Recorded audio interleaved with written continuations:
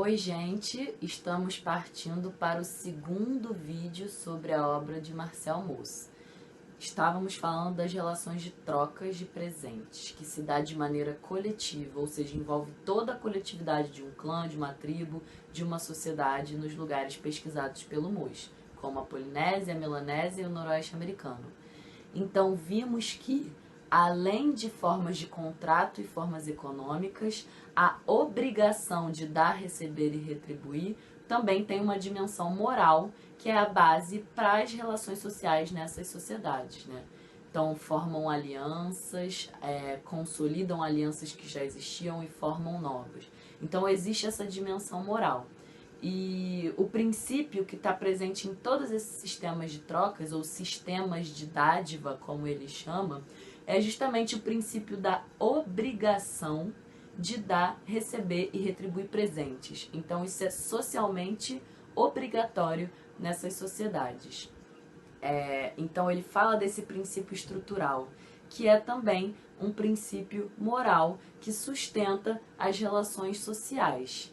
E a gente vai seguir aqui vendo alguns exemplos e vamos entrar um pouco aí nos aspectos econômicos dessas trocas nos próximos exemplos e ao final vamos puxar o debate contemporâneo, porque existem autores, alguns franceses, né, em sua maioria, que argumentam que existem dádivas contemporâneas, ou seja, que existem na contemporaneidade, apesar do Estado, apesar do mercado, existem na nossa sociedade formas de dádiva, sistemas de troca que consolidam e que formam a rocha de relações interpessoais, dinâmicas de dar, receber e retribuir, que também se colocam como obrigatórias na sociedade contemporânea.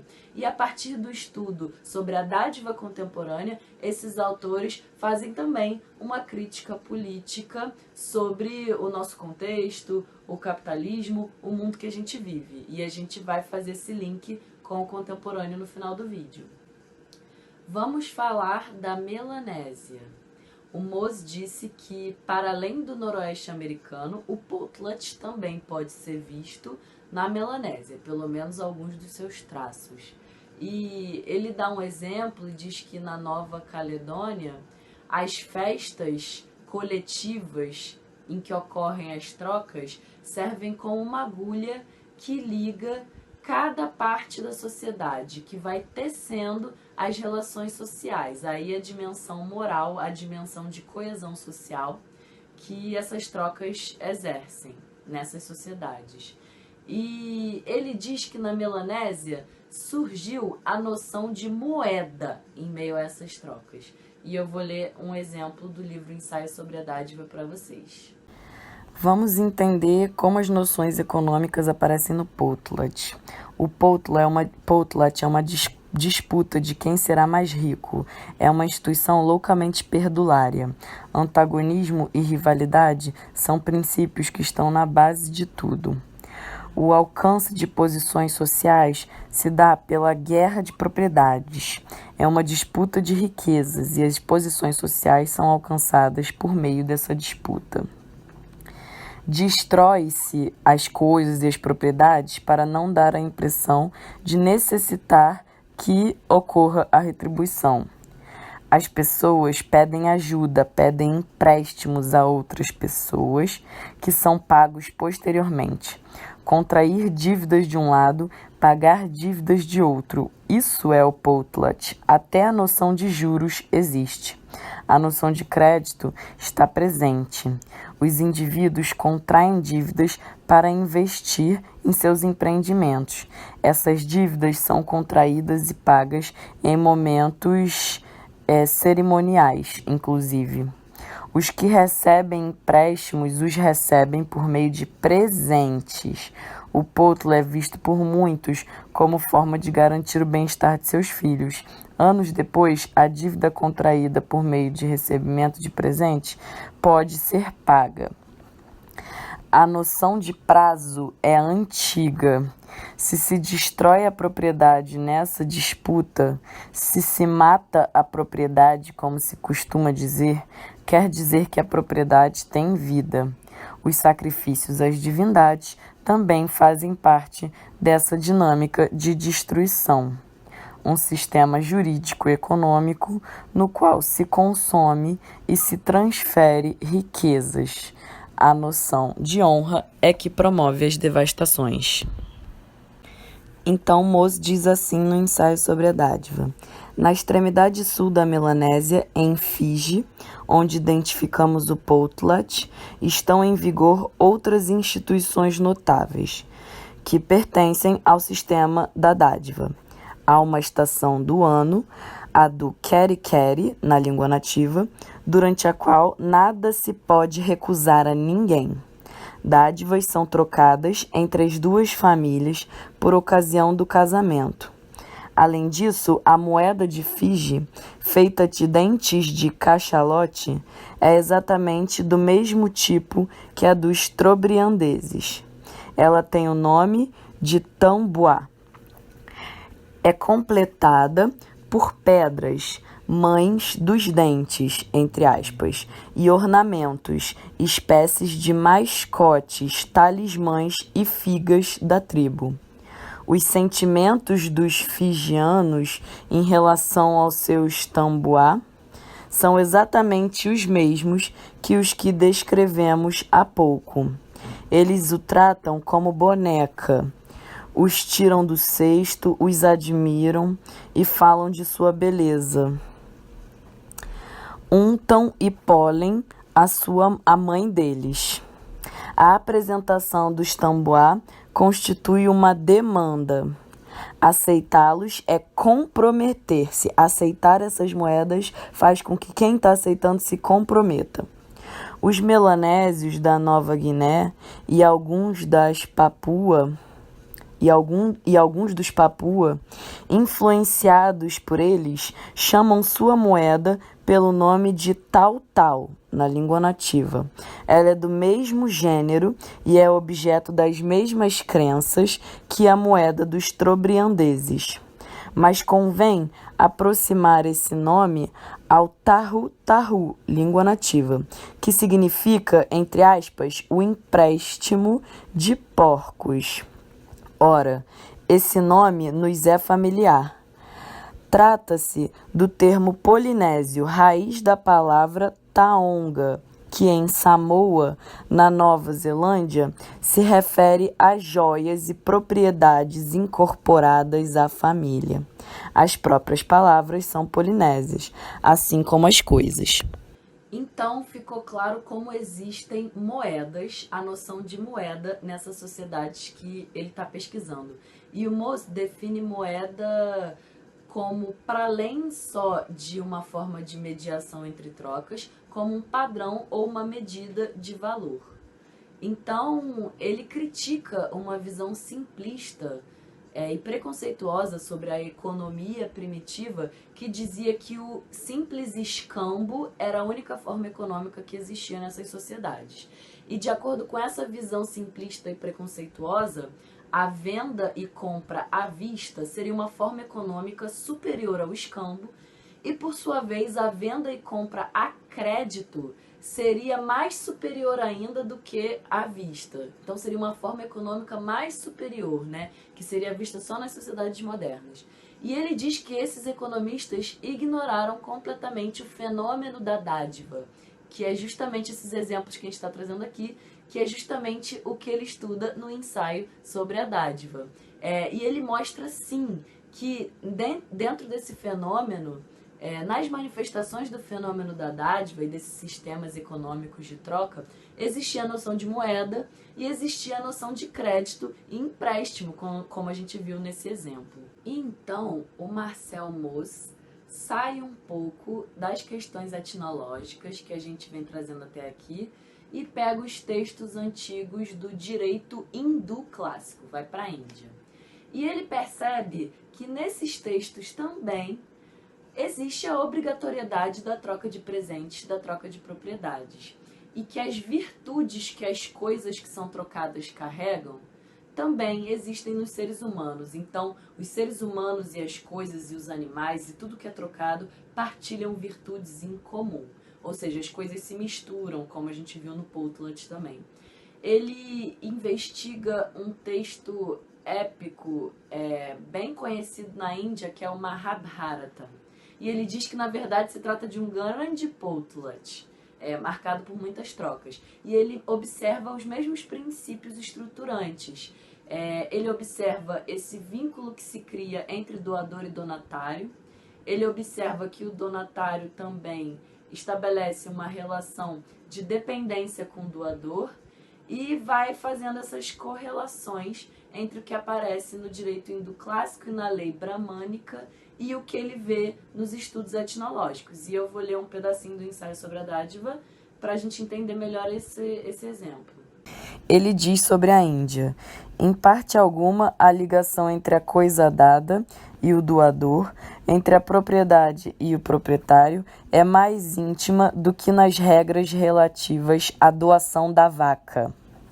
Elas são famosas, observando-as, alimentando-se de cevada e bosta de vaca, deitando-se no chão, o rei Dharma, entre parênteses, a lei, e o Yudhishthira, perdão a pronúncia, herói principal da epopeia, tornou-se um touro entre os reis. Durante 3 dias e 3 noites, o proprietário da vaca a imita e observa o desejo da vaca. Ele se alimenta exclusivamente das substâncias da vaca, água, bosta, urina, na primeira das 3 noites. Na segunda noite, ele se deita no chão com as vacas e acrescenta o comentário, sem se apoquentar com a vermina, identificando-se assim em alma única a elas. Quando entra no estábulo, chamando-as com nomes sagrados, ele acrescenta: a vaca é minha mãe, o touro é meu pai, e etc.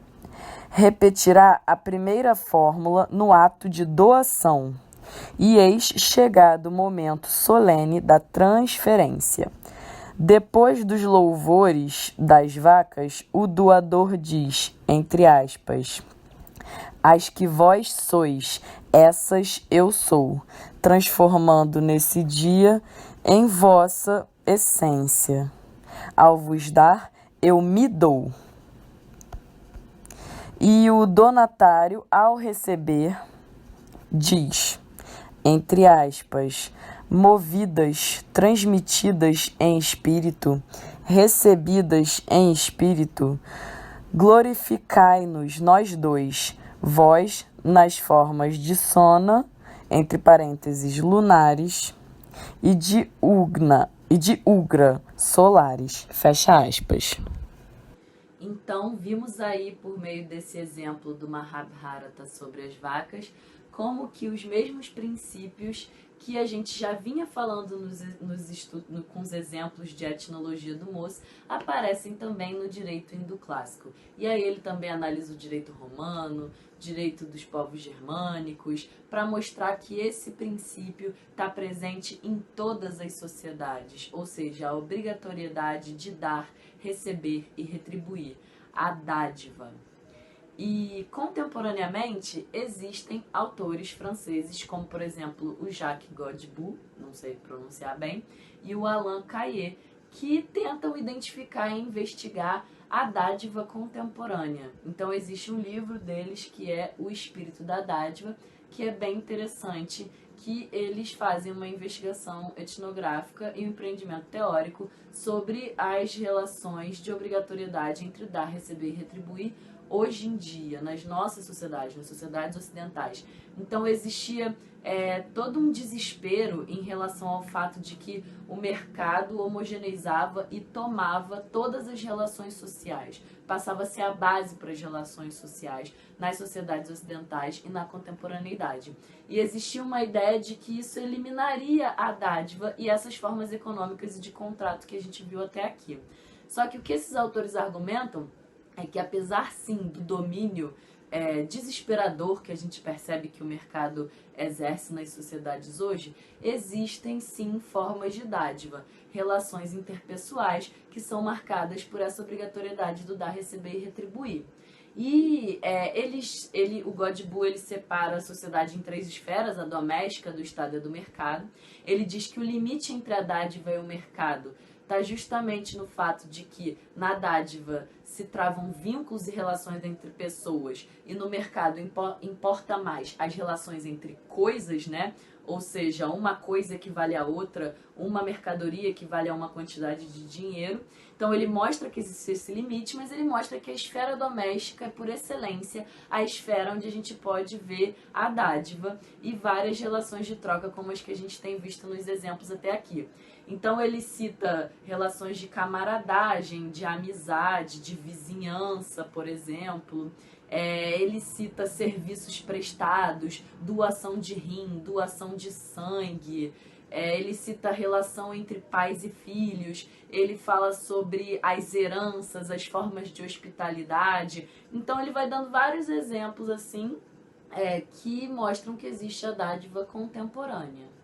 Ou seja, esses antropólogos franceses, assim como Marcel Mauss, acreditam que a rocha moral que constitui as relações sociais, que constitui as sociedades humanas, é justamente a dádiva, a obrigatoriedade do dar, receber e retribuir. Ou seja, essas relações de cooperação, numa única palavra, a interdependência.